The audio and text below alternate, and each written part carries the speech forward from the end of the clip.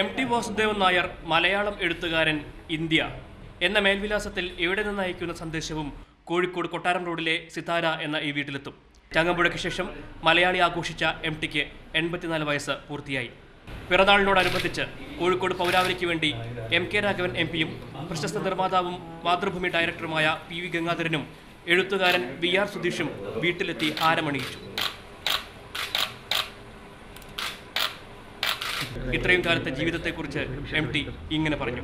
84 വയസ്സ് ആവുമെന്നുള്ളത് നമ്മളാരും വിചാരിച്ചിട്ടില്ല. പക്ഷേ ഇതൊക്കെ വെച്ചിട്ടും നമ്മൾ 84 കൊല്ലം നമുക്ക് അനുവദിച്ച് തന്നു കാലം.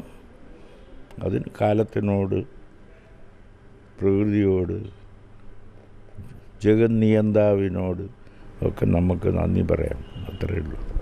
1933 ഇതേ മാസമാണ് കൂടല്ലൂരിൽ എം.ടി. ജനിച്ചത്. കർക്കിടകത്തിലെ ഉത്രട്ടാതിയാണ് നാൾ. എം.ടി. വാസുദേവൻ നായർ ഓരോ എഴുത്തുകാരനും ഊർജ്ജമാണെന്ന് വി.ആർ. സുധീഷ്. ഏറ്റവും ആകർഷണം തോന്നിയ വളരെ ഗ്ലാമറസ് ആയിട്ടുള്ള അന്നത്തെയും ഇന്നത്തെയും എന്നത്തെയും എഴുത്തുകാരനാണ് എം.ടി.